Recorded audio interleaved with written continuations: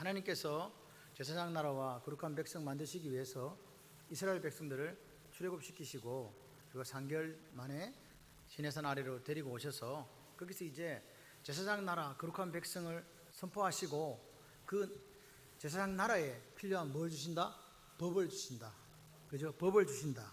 근데 우리가 앞에서 더 중요한 게 뭐냐니까 도대체 하나님 나라가 뭐냐는 거예요. 하나님 나라. 하나님 나라는 누가 주인 되는 나라다? 하나님이 주인 되는 나라. 그걸 우리 하나님의 주권이라고 얘기해요. 하나님의 주권. 하나님이 통치가 있는 나라. 유일하게 하나님만을 인정하고 그분만을 섬기는 나라. 할렐루야. 그 나라가 하나님 나라예요. 그래서 하나님께서는 그런 나라를 만드시기 위해서 우리에게 뭘 주시냐니까 법령을 주시는 게 그게 십계명입니다. 그래서 십계명의 앞에 부분에서 1, 2, 3, 4, 5, 6 10가지가 있고 그 앞에 있는 나는 너희를 종되었던 땅 애굽에 종되었던 집 애굽 땅 종되었던 집에서 인도하여 낸 너희 하나님 여호와라. 이게 서문이잖아요. 그러니까 십계명에서 제일 중요한 거는 1, 2, 3, 4, 5, 6, 7, 8, 9, 10이 아니고 요거예요. 그리고 뒤에 쭉 나오는 율법들은 나머지보다 더 중요한 게 그 머리에 있는 십계명이라고 이렇게 생각하시면 됩니다. 이해되십니까? 그래서 하나님은 원래는 에덴 동산을 만드셨어요. 맞죠? 그 에덴 동산이 하나님 나라예요. 근데 우리가 죄를 범하고 그리고 타락하고 쫓겨나고 난 이후에 하나님은 우리에게 어떤 나라를 만들고 싶었냐? 회복된 에덴 동산, 즉 하나님 나라를 우리에게 만들어주고 싶은 하나님의 계획과 하나님의 섭리가 있답니다. 그것은 창조전부터 우리에게 세워진 하나님의 계획과 섭리예요. 그 섭리를 가지고 이제 한 민족을 택했는데 그 민족이 이스라엘입니다. 아브라함을 택했지 않습니까? 여러분, 아브라함을 택했을 때 하나님께서는 아브라함에게 창세기 15장에 너희 자녀들이 이 별처럼 많게 될 것이다 라고 말씀하시고, 그리고 뭐라고 이야기하니까 우리에게 언약을 맺어주시면서 하시는 말씀이 이 땅을 네 자녀들에게 주겠다고 하는 거예요.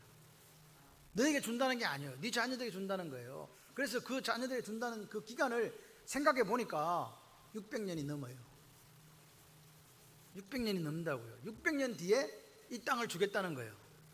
내일 준다 그래도 못 믿겠는데, 내일 준다 해도 못 믿겠는데 몇 년 뒤에 준다? 600년이 훨씬 지난 뒤에 주시겠다는 거예요. 근데 아브라함 이거를 믿었더라. 이게 하나님께서 믿음으로 보셨다고 하는 거예요. 그래서 믿음이란 것은 미래를 땡겨서 오늘을 사는 거예요. 하나님의 약속을 붙들고 오늘을 사는 거라고요. 여러분, 6년 뒤도 모르고 6일 뒤도 모르고 60년 뒤에도 모르는데 600년 뒤를 어떻게 보냐. 그러나 그들은 약속을 보지 못했단 말이에요. 그 약속의 성취를 보지 못했지만 그들은요, 그 보다 더 나은 본향을 향해서 걸어갔다라고 성경은 분명히 우리에게 증언합니다. 그래서 오늘 우리가 기도하는 것은요, 내 대에 이루어지지 않을지도 모릅니다. 이렇게 천대까지 하나님의 은혜가 임한다는 말을 어떻게 믿겠냐고요. 근데 아브라함은 믿었어요. 600년 뒤에 주실 땅을 믿었다니까요. 그래서 그는 나그네로 사는 것을 부끄러워하지 않았습니다. 오늘 우리도 마찬가지로 오늘 이 말씀을 들으면서 우리가 하나님이 미워하는 자가 아니라 하나님을 사랑하는 자가 되고 하나님의 계명을 지키는 자가 되어서 천대까지 하나님의 은혜가 임하는 놀라운 역사가 있기를 소원합니다. 여러분이 믿음이 뭐라고요? 미래를 땡겨서 현재를 사는 거예요. 오늘을 사는 거라고요. 믿음은 바라는 것들의 실상이요. 할렐루야. 그 역사가 오늘 여러분의 있기를 소원합니다. 못 살겠다, 죽겠다, 이게 아니에요. 600년 뒤를 바라보면서 땡겨 와가지고 하나님 주실 복을 누리면서 오늘을 사는 여러분 되시기를 바랍니다. 그래서 하나님께서 이야기하시는 거예요. 제사장 나라 그 십계명 안에 다 있다, 이렇게 말씀하시는 거예요. 하나님은 이 땅을 창조하신 분이잖아요. 온 천하 만물을 창조하신 분, 할렐루야. 나를 창조하신 분이라 이 말입니다. 나를 창조하신 그분이 말씀하시는 거예요. 제사장 나라 백성에서 가장 중요한 게 십계명이다.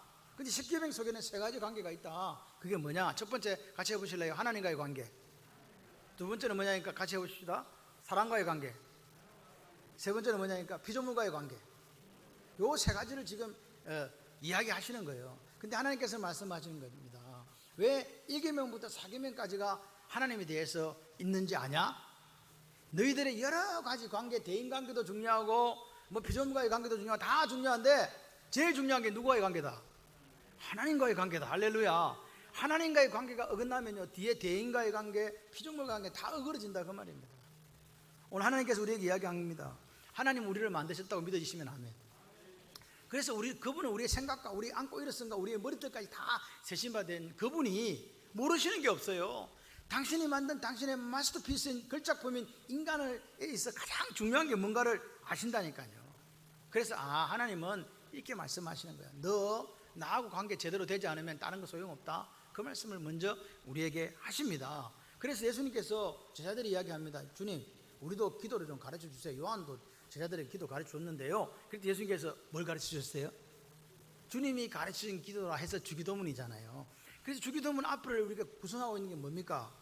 하나님의 이름이 거룩히 기름을 받고 하나님 나라가 여기 임하고 하늘에서 하나님 뜻이 이루어진 것처럼 이 땅에 하나님 뜻이 이루어지기를 소원합니다. 할렐루야. 누구에 대한 기도예요? 하나님요.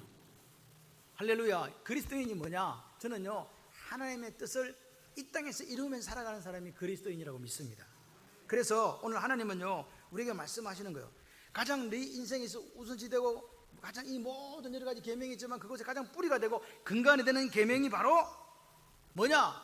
하나님과의 관계가 되는 계명이라고 말씀하시는 거예요. 그게 1에서 4 계명입니다. 여러분, 하나님, 우리가 왜 하나님의 마스터피스 걸작품입니까? 얼굴도 다 못생겼는데 잘생긴 사람이 있고 못난 사람이 있고 키 큰 사람이 있고 키 작은 사람이 있고 이쁜 사람이 있고 뭐 좀 덜 이쁜 사람인데 왜 우리가 마스터피스입니까? 하나님의 인격과 성품이 우리 속에 있기 때문에 마스터피스예요. 할렐루야. 하나님께서 한 사람 한 사람을 지으실 때 가장 완벽한 최고의 걸작품으로 지어진 줄 믿습니다. 그러니까 그런 사람이 누구하고 관계를 잘 맺어야 된다? 나를 지으신 분하고 관계를 잘 맺어야 되는 거예요. 올바른 관계를 맺고 살아갈 때에 가장 행복하다. 할렐루야. 행복지수 1번, 삶도 건강.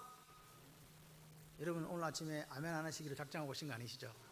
네, 아멘 하시기를 바래요. 아멘은요, 아멘은 믿음이에요. 하나님을 믿었더라. 다니엘이 하나님을 믿었더라. 아멘입니다. 아만이거든요. 아만에서 아멘이 나왔어요. 믿으시기를 바래요. 왜 제가 이렇게 자꾸 부연 설명을 드리냐? 이 시간에는 녹화가 안 되거든요. 제 하고 싶은 대로 하는 거예요. 몇 시에 마칠지도 몰라. 여러분들이 아멘을 잘 해주시기를 바래요. 네. 그래도 아멘을 안 하시는 분들이 좀 있긴 있어. 그래서 오늘 보십시오. 우리가 가장 그러니까 하나님과의 관계를 잘 맺어야 되니까 누구에 대해 잘 알아야 돼요. 뭐 당연한 거지. 뭐 하나님과의 관계를 잘 맺으면 당신 누구십니까? 물어봐야 되잖아요. 그래서 하나님과의 관계예요. 그래서 오늘 하나님과의 관계라는 것은 내가 그분을 올바르게 알고 바르게 알고 바르게 믿을 때부터 시작되는 거예요. 모르는데 누구를 믿어? 그분을 어떻게 믿냐고요. 그래서 하나님이 자기 정체성을 말씀하신 게요. 뭐라고요? 나는 너희를 애굽 땅 종되었던 집에서 인도해낸 너희 하나님 여호와니라. 할렐루야.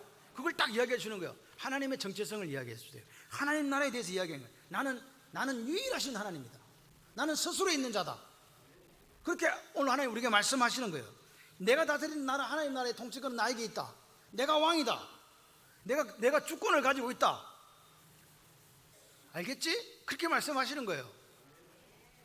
그러니까 우리 보고 뭐라 하냐니까, 내가 주권을 가지고 있는 나라이기 때문에 나하고 딴 거하고 바꾸면 안 돼. 그게 무슨 말이냐? 나 외에 다른 신을 내게 두지 말라 해요. 다른 신 필요 없다는 거예요. 자리 바꿈 하지 말라는 거예요. 하나님과 돈과 하나님과 부모와 하나님과 자녀와 하나님과 명예와 하나님과 권력과 바꾸지 말라는 거예요. 오직 유일하신 하나님만이 뭐라고요? 너희 하나님이라는 거예요. 그런데 보세요. 하나님 그러면 뭐 다른 조잡한 신들 인정하느냐? 아닙니다. 그런 게 아닙니다. 하나님만이 유일하신 신이라고요. 내 앞에 다른 신을 두지 말라. 할렐루야. 그러니까 우리는 하나님 외에는 딴 거 생각하지 맙시다. 그냥 그렇게 살면 돼요. 내가 이 땅에 다른 신들을 따르지 않는다. 하나님 외에는 따르지 않는다. 이게 오늘 성도로서 가장 행복한 길이라고 하나님께서 말씀하시는 거예요. 같이 한번 해보실래요? 하나님이 제일 싫어하는 거, 하나님과 다른 신을 겸하여 섬기는 것입니다. 짬뽕하지 마라 이 말입니다. 겸하여 섬길 수 없다고. 재물과 하나님을 겸하여 섬길 수 없다고 말씀한 예수님 말씀처럼 우리가 순수하기를 원하시는 거예요. 하나님만 바라보라고요. 근데 이상하게 우리 마음속에는요, 하나님만을 바라보면 손해볼 것 같아. 그죠? 이상하게 손해볼 것 같아. 다른 수가 뭔가 묘수가 있는 것 같아. 여러분, 묘수 없습니다. 예수 믿는 사람은요, 하나님이 제일 싫어하는 거 안 하고 하나님이 제일 좋아하는 것만 하면 돼요. 아주 간단합니다. 왜 이스라엘이, 왜 유다가 멸망당했습니까? 왜 멸망당했냐고요. 그렇게 하나님께서 그들을 430년 종살에서 이끌어가지고 가나안 땅을 정복하고 그들에게 나라를 세우게 하셨는데 왜 멸망당했냐 말입니다. 그 이유가 뭐냐? 영적인 간음입니다. 하나님도 섬기고, 여러분 기억하셔야 돼요. 다른 것도 섬기고 혼합주의로 갔다 이 말입니다. 오늘 이 시대도 마찬가지 아닙니까? 여러분 이스라엘의 문제가 뭐냐고요? 하나님 섬기고 바알과 아스타롯을 같이 섬겼습니다. 바알은 풍년의 신이고 비의 신입니다. 아스타롯은요 생식의 신입니다. 그런 신들을 막 섬긴 거예요. 그래 되면요 그 가나안 땅에서 잘 살 줄 알고, 비 안 오는 땅에 비 많이 내주니까 바알이 좋아, 자녀들 많이 낳게 하니까 아스타롯이 좋아, 하나님은 어디 갔대? 이렇게 섬긴 거예요. 근데 하나님은요 그런 거 원하지 않는다고 말씀하시는 거예요. 내 앞에 다른 신을 뭐 하지 마라? 내게 두지 마라. 할렐루야. 두지 마라. 오늘날 우리에게 이야기한 겁니다. 너 나하고 돈하고 섬길 수 있다고 생각하니? 너 나하고 하나 권력하고 섬길 수 있다고 생각하니? 너 나하고 일하고 섬길 수 있다고 생각하니? 같이? 너 나하고 명예하고 같이 겸하여 섬길 수 있다고 생각하니? 절대 불가능하다. 여러분 오늘 하나님은 이 아침에 우리에게 다시 말씀하시는 거예요. 십계명을 보면서 너 거룩한 나라, 제사장 나라 거룩한 백성 되고 싶어? 나의 특별한 보물이 되고 싶니? 그렇다면 네 삶의 가장 우선순위로 하나님을 두라. 그게 하나님의 일계명입니다. 그게 오늘 우리에게 복이라고 말씀하시는 거예요. 복이라고 믿으시는 분 아멘. 그래서 이것을 나 외에 다른 신을 두지 말라. You shall not have no other gods before me 라고 말씀하시는 그분이 오늘 우리에게 뭐라고 말씀하시냐? 너는 마음을 다하고 목숨을 다하고 힘을 다하여 내 여호와 하나님을 사랑하라. 신명기 6장 5절 이 말씀이 하나님이 내 다른 신을 내 앞에 두지 말라의 그 말이에요. 다시 말해서 내 앞에 다른 신을 두지 말라 이 말이 나를 어떻게 하라고요? 마음을 다하고 목숨을 다하고 뜻을 다해서 어떻게 하라고? 사랑하라고. 마음을 다하고 목숨을 뜻을 다한다는 말은요 내 모든 걸 드리는 거예요. 전부를 드린 전인격을 들여서 하나님을 사랑하는 거다. 그렇게 사랑하는 그 사람이 하나님이 기뻐하시는 성도라는 거예요. 그 사람에게 하나님께서 복을 더하신다. 천대까지 할렐루야. 그렇게 지금 말씀하시는 거예요. 자, 그래가지고 두 번째가 이제 뭐냐? 같이 해보실래요? 만들지 말고, 절하지 말고, 섬기지 마라. 아멘. 이 두 번째 계명은요, 그 유일하신 하나님, 한 분밖에 없는 그 하나님을 어떻게 우리가 예배드리고 어떻게 섬길 거냐 그 말입니다. 어떻게 예배드리냐고요. 보세요. 만들지 말라, 절하지 마라, 섬기지 마라. 새긴 우상, 새긴 우상. 위로 하늘에 있는 거, 땅 위에 있는 거, 물속에 있는 거 어떤 행상도 만들지 말라는 거예요. 이걸 여러분 기억하세요. 어떤 행상도 만들지 마라. 근데 여러분 우상의 특징이 뭡니까? 누구를 위하여? 여기 나오잖아요. 너희를 위하여 새긴 우상을 만들지 말고. 우상은 결국 누구를 위해 만드는 거예요? 내 좋자고 만드는 거라니까요. 내가 보기 좋은 거 만들어가지고 아프로디테도 만들고 내 보기 좋은 거 만들어가지고 이것도 만들고 저것도 만드는 거라. 그렇게 성경은 이야기하는 거죠. 근데 여러분 기억하십시오. 이스라엘 백성들이 출애굽하고 나서 그 출애굽하기 전에 애굽도 마찬가지고 그리고 그 고대 근동과 들어갈 가나안 땅 그리고 모든 민족들이 그 당시에 뭐 만들고 있었냐니까 이렇게 만들고 있었다는 거예요. 동물 행상 만들고 사람 행상 만들어 가지고 자기들을 위하여 새긴 우상에다가 절을 하고 있더라 이 말입니다. 그러니까 하나님께서 말씀하시는 거예요. 뭐라고요? 그런 짓 하지 마라 그 말입니다. 이 신상 새긴 우상을 만든다는 의미가 뭐냐니까 그 새겨진 그 형상이 그 신을 대신하는 거예요. 이해되시죠?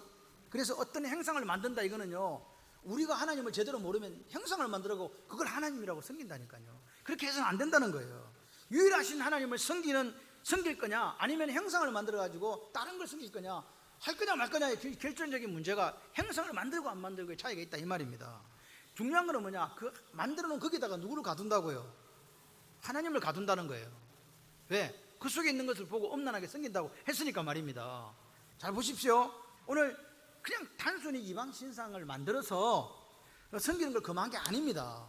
하나님은 영이시기 때문에 할렐루야 온 우주에 편만하신 분이기 때문에 형상 만들 수 있습니까? 없습니까? 없습니다. 그분은 형상을 만들 수가 없는 거죠. 그런데 이스라엘 백성들은 만들 수 있다고 생각한 거예요. 모세가 시내산에 올라갔습니다. 안 내려와. 모세가 죽었나? 우리를 인도하는 모세가 죽었나? 겁나고 두렵다 떨린다. 빨리 우리를 위해서 우리를 인도하는 여호와를 만들어라. 하나님은 영이신이 만들 수 없는데도 불구하고 아론이 그게 질려가지고 만들어주는 거예요. 뭐 만들었어? 옛다? 그게 금송아지 아닙니까? 다시 말해서 이스라엘 백성들은 여러분 자기들이 그것이 하나님이라고 섬긴 거예요. 금송아지를 숭배한 게 아니고 금송아지를 만들어 놓고 우리를 인도하는 여호와라고 섬긴 거라 이 말입니다. 잘못된 생각과 잘못된 믿음으로 그걸 섬긴 거예요. 근데 하나님은 그게 같이 있는 분이 아니잖아요. 여로보암이 르호보암하고 분열왕국이 돼가지고 10개의 지파를 가지고 북이스라엘을 만들었단 말입니다. 그리고 가만 보니까 나라는 두 개로 쪼개졌는데 자꾸 명절만 되면 사람들이 북이스라엘 사람들이 어디로 가? 너희들 1년에 나한테 와서 3번 보여야 된다. 그랬더니 명절마다 어디로 가는 거예요? 예루살렘으로 가는 거예요. 그러니까 왕의 입장에서는 백성들의 마음이 떠나는 거거든요. 안 되겠다. 그래가지고 어떻게 했습니까? 베델과 그 북이스라엘 제일 아래와 제일 위 단에다가 금송아지를 딱 만들었어요. 그리고 여로보암 이야기합니다. 여호와다, 섬기라, 가지 마라. 그래서 북이스라엘 사람들이 안 내려왔어요. 이게 새긴 우상이에요. 이게 새긴 우상이라고요. 영이신 하나님을 담는 그릇처럼 생각하는 잘못된 생각, 여기에 가둘 수 있다고 생각, 이거 하나님께서 안 된다고 말씀하시는 거라고요. 여러분 보세요. 어떤 하나님을 어떤 행상 속에 집어넣었어요. 아까처럼 금송아지 안에 딱 집어넣어가지고 그 하나님을 섬긴다고 이야기하는 거라 이 말입니다. 불교도 마찬가지예요. 부처상을 만들어요. 그 속에 뭐가 있어요? 누가 있어요? 석가모니 있잖아요. 그래서 석가모니를 섬기는 거예요. 아닙니까? 여러분 천주교에 가게 되면 마리아상이 있어요. 거기 가서 이렇게 해요. 마리아상이 있다니까요. 그 속에 뭐라고 누가 있다고요? 마리아가 있다고요. 마리아가 우리를 구원해 줄 수 있다고 해서 이렇게 하는 거예요. 기도를 왜 해요? 왜 경배합니까? 경배의 대상은 누구밖에 없어요? 하나님밖에 없어요. 우리의 기도 대상은 하나님밖에 없는 줄 믿습니다. 근데 그렇게 하더라 이 말입니다. 그러니까 오늘 형상을 만드는 게 뭐가 문제냐? 하나님은 그곳에 가두는 것이고 그 형상 속에 어떤 신적인 의미를 부여하기 때문에 문제가 생긴다고 하나님께서는 절대로 안 된다고 하는 거죠. 우리 시대도 마찬가지. 우리나라 사람들은 종교심이 다른 어떤 민족보다 절대로 뒤떨어지지 않습니다. 그래서 뭐든지 만들어요. 부적 봤습니까? 부적? 빨간색으로 적어요. 그 중에 글자 아는 글자 하나도 없습니다. 막 휘갈겨 놨어요. 뭐라고 적었는지 몰라. 적은 지도 모르고 나도 모르고 아무도 몰라. 그런데 그게 신비한 신적인 능력이 있다고 그걸 들고 다니잖아요. 베개 속에 넣고 차에 넣고 가슴팍에 넣고 팬티 속에 넣고 막 기타 등등 해갖고 막. 옛날에 그런 분 여기 몇 분 계셔. 지금은 안 해 이제. 알거든 그거. 능력이 없구나. 여러분 우리가 기독교 안에서도 지금 문제가 되는 게 뭐냐? 십자가예요. 십자가. 십자가를 무엇으로 볼 것이냐? 여러분 십자가 자체에 능력이 있다고 본다면 그것은 이미 형상을 만든 거예요. 근데 그 십자가를 보면서 예수 그리스도의 고난이 생각나. 아, 세상 죄를 지고 하나님 어리냐? 예수님 나라에 죽으셨지. 이러면 괜찮아요. 근데 십자가에 능력이 있다고 생각하면서 십자가를 차에 걸고 다니면 이거 뭐 된다? 무슨 말씀이 이해되시면 아멘. 생각을 해봐요. 드라큘라 보면요, 십자가 이거 들고 슉 하면 막 이렇게 넘어가고 막 쓰러지고 그러잖아요. 그러니까 십자가에 무슨 능력이 있는 것처럼 생각을 하고 착각을 하시면 된다 안 된다? 안 된다. 무슨 신비한 십자가의 능력에서 귀신 쫓아낸다? 아니다. 여러분 오늘 우리는 기억해야 돼요. 성경책 있잖아요. 성경책에 신비한 능력이 있다 없다? 없다. 근데 성경책을 차에다가 딱 모시고 다니는 분들이 있어. 뒤에 놓거나 앞에 놓거나. 여러분 그거 차에 놓아놓은 이유가 시간 날 때 읽어보려고 놓아놨지? 아멘. 그런 줄 믿습니다. 예. 그런데 어떤 사람은 이 성경책에 무슨 특별한 효험이 있는 줄 알고 보고 대가리 대신에 그거 갖다 놓은 사람이 있어. 그리고 십자가를 이렇게, 제가요 차들을 이렇게 봐요. 그럼 어떤 분은 십자가를 차에다가 이렇게 걸어놨어. 어떤 분은 염주를 막 달아놨어. 왜 달아놨어요? 향기로운 냄새가 나서? 좋아서? 시간 있을 때 성경 읽으려고 차 안에 있는 십자가를 보면서 예수님 고난을 생각하면서 나도 그런 삶을 살아야지. 그래서 걸어놓은 줄 믿습니다. 근데 만약에 성경책을 부고대가리로 생각하시는 분, 부적처럼 생각하시는 분, 그래서 그따 놔놨다면 오늘 우리는요 하나님의 형상을 지금 만들고 있는 거예요. 이해가 되시면 아멘. 아직도 예수를 제대로 몰라. 응? 거듭나지 못한 그리스도인이라는 표시가 거기서 나타나는 거예요. 안 믿는 사람들은 자동차를 갖다가요 사면 사거리에 가서 이게 뭘 지내요. 그리고 꼭 부고 대가리를 근데 부고를 왜 실에다 묶어요? 왜 이거 뭐 실을 묶냐고. 그게 쫄리 죽으라고? 하여튼 흰 실로 막 척척 감아가지고 놔놔요. 그래갖고 내 아는 친구는 그 본네트에 불났다는 거 아니에요. 너무 오래 놔놔가지고. 그러니까 아무 데나 놔놓고 그거 큰일 날 뻔했어요. 여러분 성경이 부적입니까? 아닙니다. 십자가가 부적입니까? 아닙니다. 여러분 오늘 우리는 잘 알아야 되는 거예요. 어떻게 해서 우리가 구원받았습니까? 예수님도 구원받았지 뭐 부고포와 십자가 대가리로 구원받았습니까? 그런 거 없지 않습니까? 아멘. 예수가 길이고 진리고 생명입니다. 천하에 구원받은 다른 일을 우리가 주신 적이 없다. 할렐루야. 그렇게 믿고 살아가는 우리잖아요. 행위로 구원받은 게 아니고 영접해서 믿어서 하나님의 자녀가 된 줄 믿습니다. 여러분, 어떤 분이 이렇게 설명해 놨어요. 이거 행상 만드는 게 뭐냐니까, 명절에 집에 갔는데 부모님 살아계셔. 근데 초상을 한 개 만들어 와가지고 초상을 딱 붙여놓고 엄마 아빠 여기 있는데 여기다 절을 하는 거예요. 그럼 엄마 아빠가 억수로 좋아하시지. 아이 고맙다 하더라. 내가 살아있는데 초상에다 절을 다 해주고 고맙구나. 이렇게 합니까? 야 이 문디자서가 죽을래 살래 이렇게 하십니까? 니 대질래 이놈아, 뭐 엄마 아빠 빨리 죽으란 말이가, 이렇게 안 하시겠냐고요. 이게 우상을 만드는 거예요. 이해되시면 아멘. 여러분, 오늘 우리가 하나님은 영이세요. 하나님은 영이시고 온 우주에 펜만하신 분이라니까요. 그분이 집이 어디 있어요? 다 내 건데. 솔로몬과 다윗이 이걸 너무 잘하는 거예요. 성전을 지으면서 하나님, 온 우주에 충만하신 분께서 어떻게 여기 계시겠습니까? 그런데 우리를 불쌍히 여겨 주셔서 하나님 여기다가 지정했으니까 한 번씩 와주셔갖고, 우리 기도 한번 들어주시고 만나주세요. 그랬더니 하나님께서 내 마음과 내 마음이 여기 있다. 하나님 낮아지셔서 할렐루야, 그 성전에서 우리를 만나주시겠다고 한 거지, 하나님을 거기다 가둘 수 있는 거 아니에요. 내 마음과 눈이 머무는 곳이 성전이라고 이야기하셨지, 그걸 가지고 나를 가둘 수 있다. 천만의 말씀입니다. 그래서 하나님은 뭐합니까? 어떤 형상이든지 만들고 그 앞에 예배하는 행위를 우상 숭배라고 이야기하는 거예요. 그런데 오늘 참 재밌는 표현이 나옵니다. 이렇게 형상을 만들어서 절하고 섬기는 이것을 하나님께서 뭐 하신다? 이거 보니까 질투한다. 내 여호와 하나님은 질투하는 하나님이다. 이렇게 표현을 하는 거예요. 질투한다는 거 어디에 써먹어요? 남자가 여자 딴 문돌아가면 질투하는 거, 그게 질투인데 이거 어디에다 써먹냐고요. 하나님도 질투하는가 봐. 이렇게 생각하시는 분 있을 겁니다. 질투란 말을 국어사전에 보니까 우월한 사람을 시기하고 정오하고 깎아내리려 함, 이게 질투예요. 그래서 뭐 예쁜 것들은 가라 이런 거 있잖아요. 잘생긴 것들은 가라 뭐 이런 게 질투잖아요. 한 번도 안 해보셨어요? 사촌이 땅을 사고 배가 너무 아파. 요즘에 그런 거 없대요. 탈 때 배가 아프다. 막 가격이 막 치솟아가지고 이런 경우 요게 질투예요. 그런데 오늘 보세요. 하나님께서 이렇게 말씀하시는 거예요. 새긴 우상을 만들고 거기다가 절하면 하나님께서 뭐 하신다? 질투하신다는 거예요. 이거 좋아요 안 좋아요? 야, 내가 질투 왕인데 하나님도 질투하시니까 너무 좋다. 같이 질투하면 좋겠다. 이렇게 안위와 위로를 받으신 분은 없지요. 하나님께서도 뭐 질투하시는, 내가 하는 질투야 뭐 당연한 거지. 아닙니다. 이걸 뭐라 그러냐니까 신인 동행적, 그러니까 신과 사람을 같게 행동하는 걸로 표현하는 그 표현이 신인 동행적 표현이거든요. 그러니까 하나님은 영이시기 때문에 손도 없고 발도 없잖아요. 근데 우리가 오른팔이 어디 있는데 지금 뭐라고요? 신인 동행론적 설명이다 이 말입니다. 우리가 오른팔이 강하니까 하나님도 오른팔이 강할 거라고 생각하는 거라고요. 이해되시죠? 그래서 오늘 이야기하는 거예요. 질투라는 표현도, 우리가 쓰는 질투라는 표현을 하나님에게 대입해서 사용했다. 이 히브리어로 나오는 이 칸나라는 말은 카나에서 유래했거든요. 그래서 이 말을 쓰는 데가 있어요. 보세요. 하나님의 질투는 같이 해보실래요? 하나님의 열심. 하나님의 질투는 뭐? 하나님의 열심으로 보시면 된다.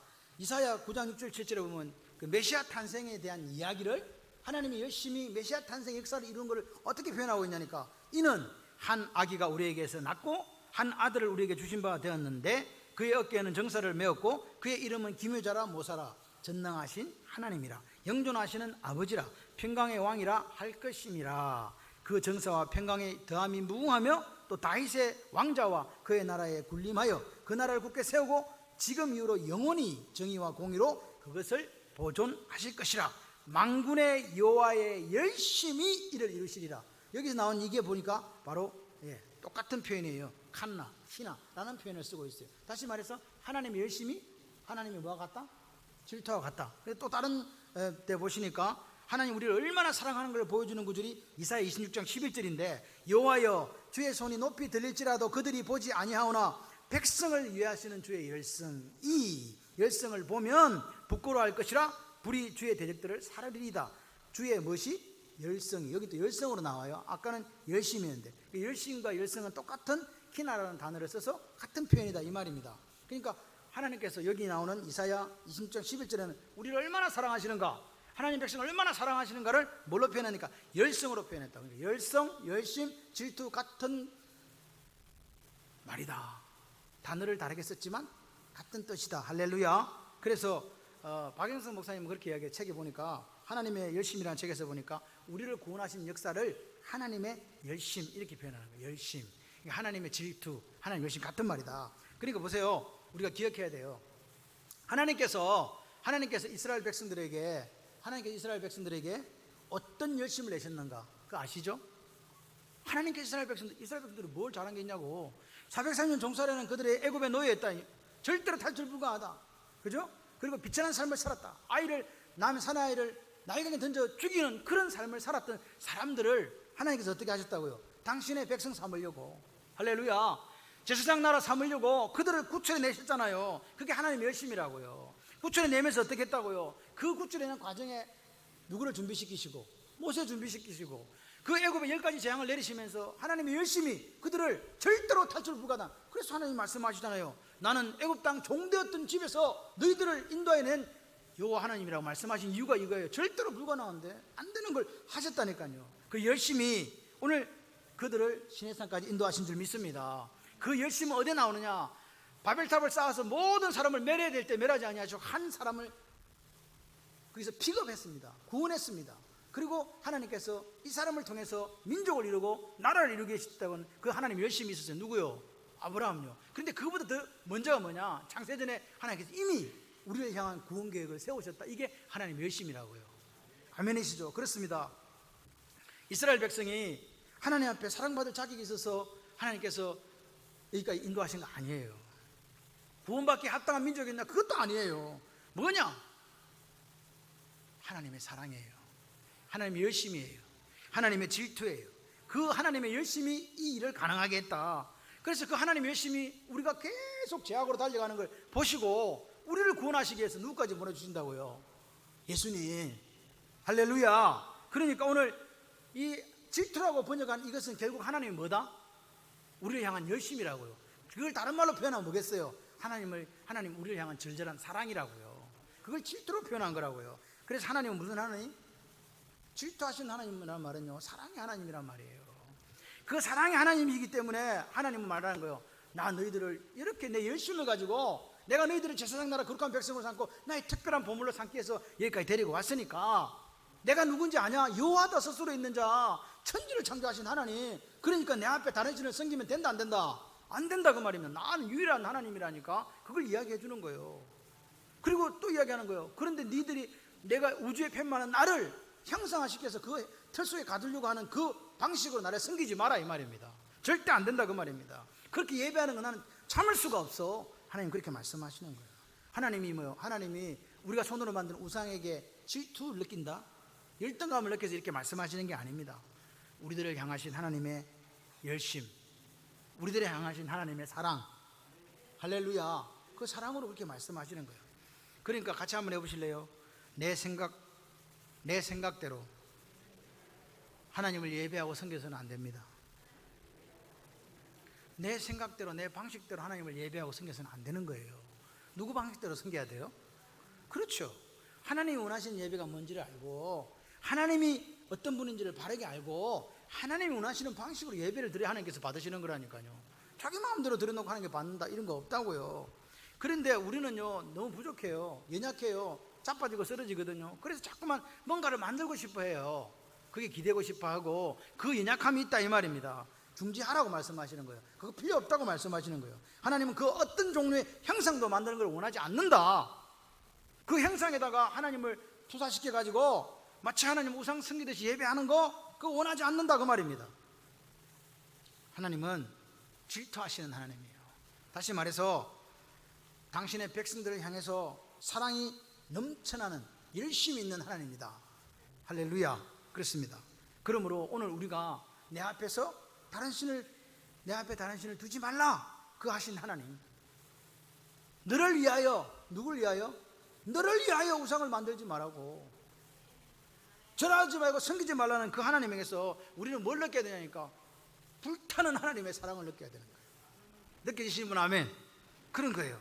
그러니까 보세요. 하나님이 계명을 줘가지고 우리를 올가매고 굴비 엮듯이 엮으려고 십계명을 주신 게 아니에요. 하나님은 우리가 하나님 백성답게 살기 위해서 살아갈 수 있는 그 길을 주신 거라고요. 사랑하니까 계명을 주신 거라고요. 믿으시면 아멘.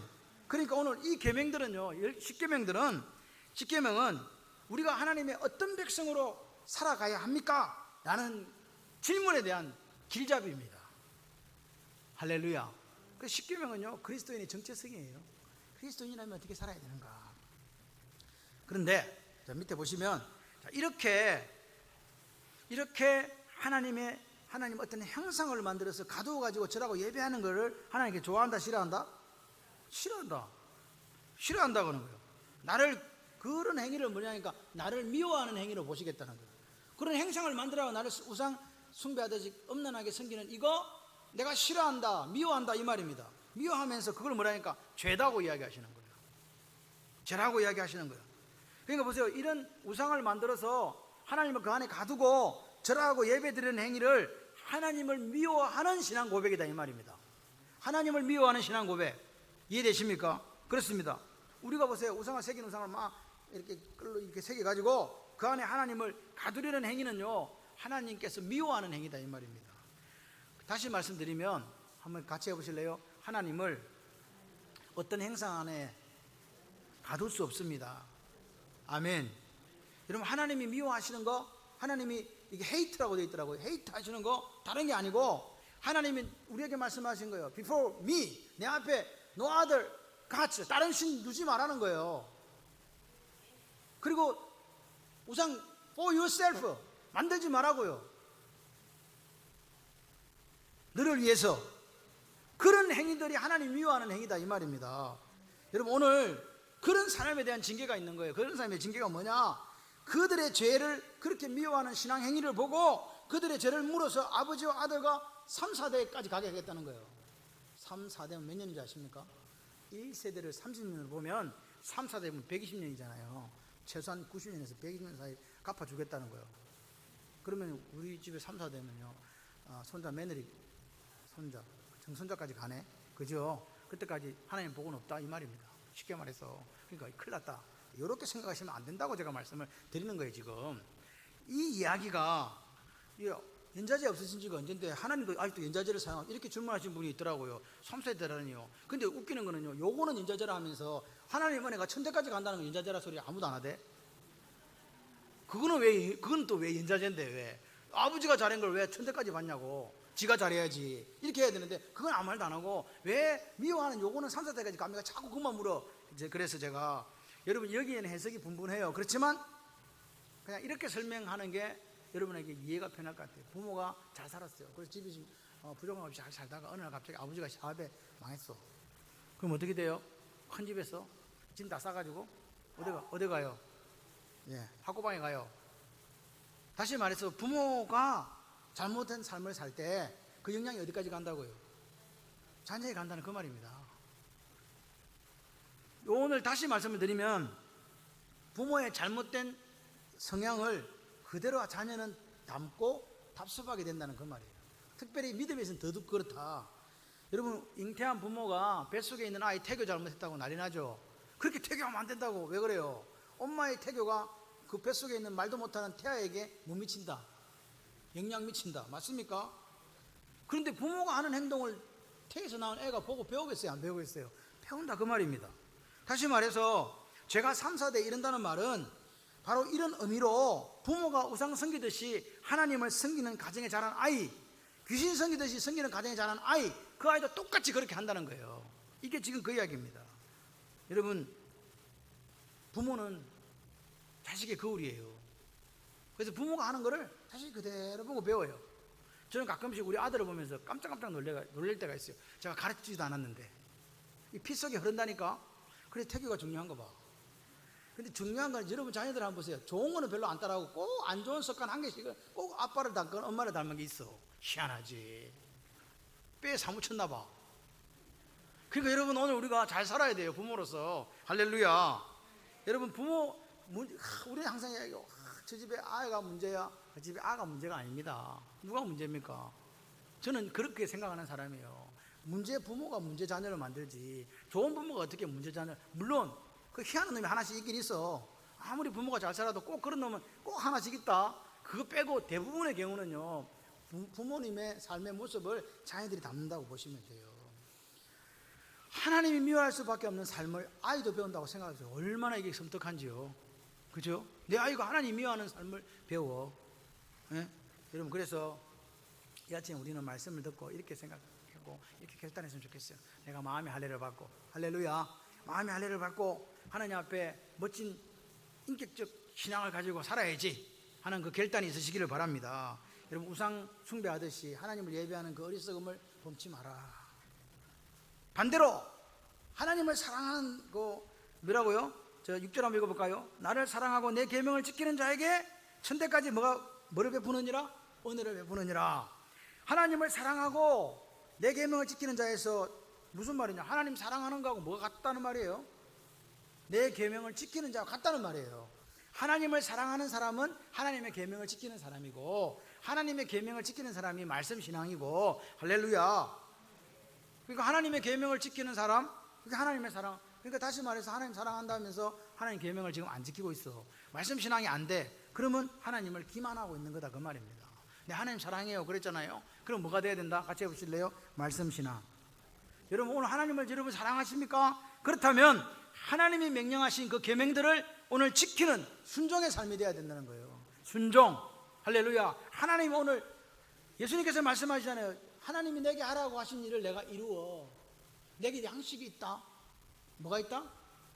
내게 양식이 있다. 누가 예수님한테 먹을 양식을 갖다 드렸나? 하나님이 내게 하라고 하신 일을, 그게 뭐예요? 사명이잖아요. 그게 말씀이잖아요. 내가 이루어 뭐예요? 순종해서. 이게 양식이다. 다시 말해서 같이 해보실래요? 말씀에 대한 순종이 나의 영적인 양식입니다. 여러분, 육신의 양식도 안 먹으면 살아요, 죽어요? 죽어요. 굶어 죽지. 영의 양식 안 먹으면 영도 죽어요. 똑같아요.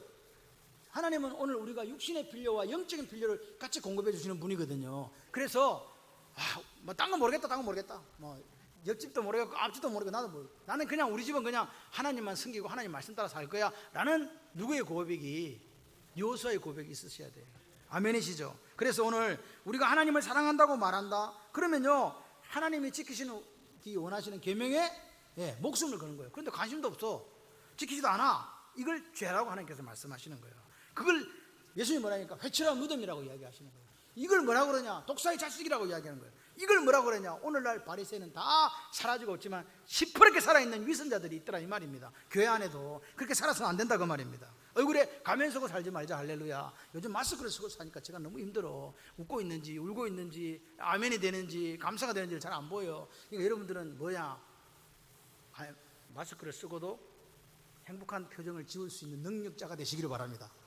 야, 예배 드리는 게 너무 좋다. 자, 보니까 그냥 막 웃음이 막 웃고, 여기가 웃고 있는데 눈도 막 얼굴도 막 광채가 환하게 나.